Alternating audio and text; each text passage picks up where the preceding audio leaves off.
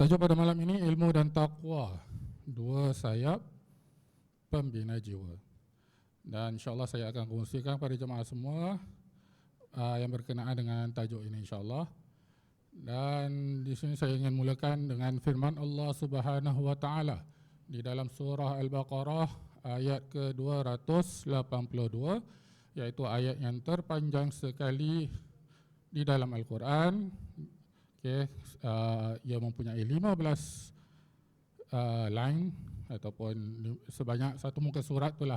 Dari mula hingga akhir cuma ada satu ayat, iaitu ayat yang dikenali sebagai ayat Tudain atau ayat hutang piutang.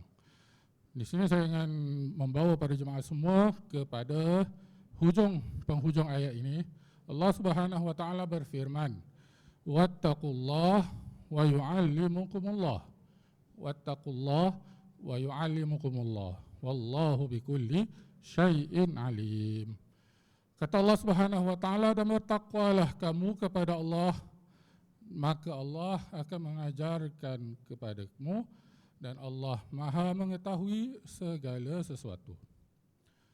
Baik, berdasarkan pada ayat ini dapat kita fahami bahawa Allah Subhanahu wa taala akan mengajar hamba-hambanya yang terlebih dahulu memerintahkan kepada taqwa. Wattaqullah. Apakah kaitan antara taqwa dengan ilmu? Bagaimanakah maksud pengajaran Allah Subhanahu wa taala bagi mereka hamba-hambanya yang bertakwa? Allah berikut penjelasannya di dalam kitab tafsir, antaranya kitab Tafsir Al-Kabir oleh Imam Fakhruddin Ar-Razi rahimahullah. Beliau menjelaskan bahawa perintah taqwa merupakan peringatan untuk mentaati segala perintah Allah dan juga menjauhi segala larangan-larangan Allah Subhanahu wa taala, iaitu al-imtithal bi awamirillah wa ijtinab bi nawahihi. Manakala frasa yang kedua, wa yu'allimukumullah, Allah akan mengajar kamu, membawa maksud bahawa Allah Subhanahu wa taala akan mengajarkan segala ilmu yang memberi petunjuk kepada manusia, sama ada di dalam urusan dunia maupun urusan di akhirat. Kemudian Allah Subhanahu wa taala mengatakan, dan Allah Maha mengetahui segala sesuatu. Ia memberikan isyarat bahawa Allah Subhanahu wa taala paling mengetahui tentang maslahat, tentang kebaikan di dunia dan di akhirat bagi setiap manusia.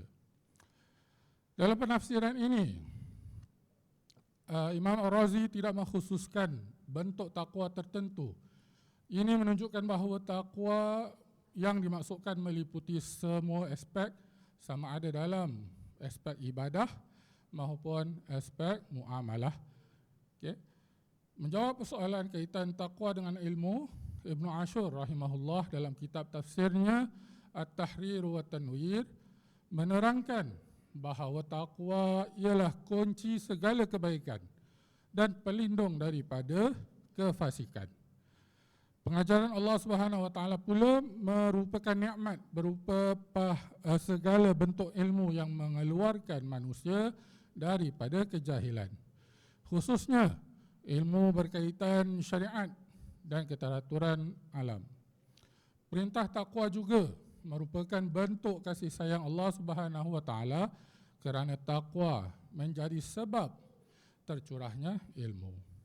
Dalam penafsiran ini, Ibnu Ashur dengan jelas mengatakan bahawa takwa menjadi sebab kepada anugerah ilmu daripada Allah Subhanahu wa taala.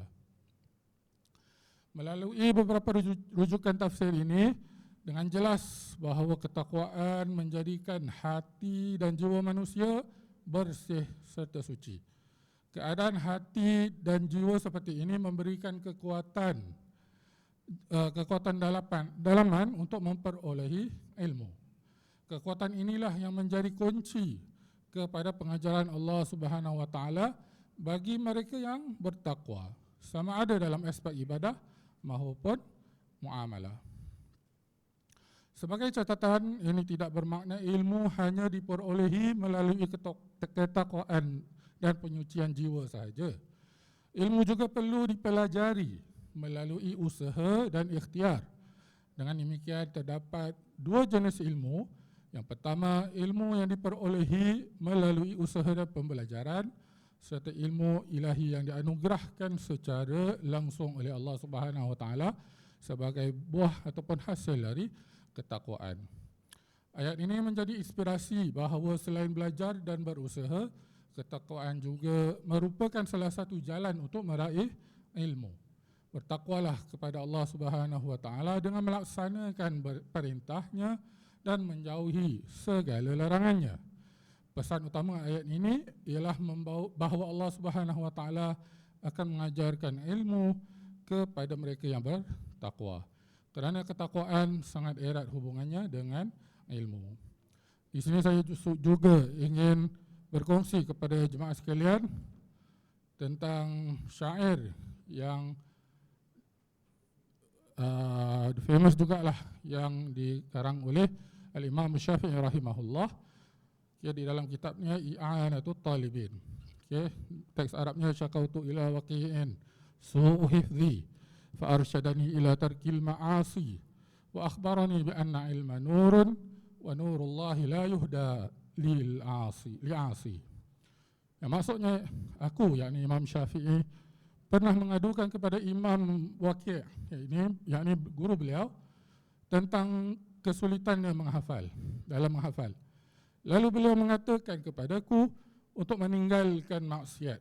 Imam Waqi' berkata, sebab ilmu itu adalah cahaya, dan cahaya Allah tidaklah diberikan atau tidaklah menerangi kepada para ahli maksiat. Di sini kita boleh mempelajari pelbagai iktibar daripada syair ini. Kita tengok Imam Syafi'i merupakan imam yang besar, dan beliau juga menghadapi kesulitan untuk menghafal, untuk mengekalkan hafalan. Tidak dinafikan bahawasanya Imam Syafi'i itu hafalannya Masya Allah Tabarakallah, dan beliau dari kecil lagi, umur berapa tahun, 7 tahun dah hafal Al-Muwatta, dah hafal Quran semua. Akan tetapi ada satu perkara yang membuat hafalan beliau itu tidak melekat di dalam hati beliau. Antaranya, dan beliau mengajukan perkara tersebut kepada guru beliau, Imam Waqi'. Dan Imam Waqi' di sini memberitahu bahawasanya untuk kekalkan hafalan dalam diri kita, antara caranya adalah untuk meninggalkan maksiat. Kerana maksiat itu akan menghindari ilmu yang kita telah dapati, perolehi, dan semoga Allah Subhanahu Wa Taala memberikan hidayah kepada kita semua dan memberikan ketakwaan serta ilmu kepada kita semua, dan agar kita dapat istiqamah dengan segala apa yang kita laksanakan, amal ibadah yang kita dapat laksanakan sebelum ini, lebih-lebih lagi di dalam bulan Ramadan ini. Semoga Allah SWT menerima segala amal ibadah kita. Oleh itu, marilah kita habiskan dengan tasbih kafarat surat Al-Asr. Subhanakallahumma bihamdika asyhadu an la ilaha illa anta astaghfiruka wa atubu ilaik. Wal 'asri innal insana lafi khusr. إلى الذين آمنوا وعملوا الصالحات وتواصوا بالحق وتواصوا بالصبر ربنا آتنا في الدنيا حسنة وفي الآخرة حسنة وقنا عذاب النار وصلى الله على نبينا محمد وعلى آله وصحبه وسلم الحمد لله رب العالمين والسلام عليكم ورحمة الله وبركاته.